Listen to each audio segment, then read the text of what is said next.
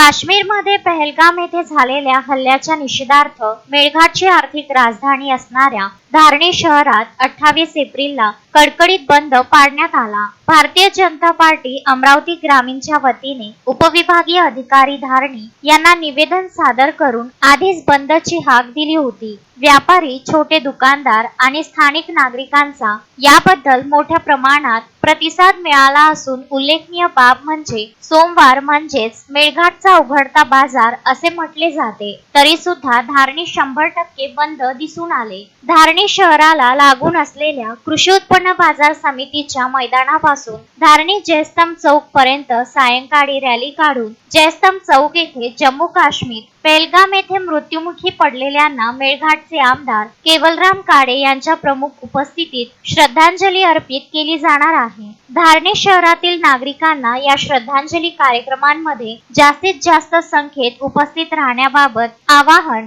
आयोजकांच्या वतीने करण्यात आले आहे। तस्मीन शेख, सुलेमान मेमन, शकील अहमद सह जुगल किशोर जयस्वाल, विदर्भ न्यूज, धारणी।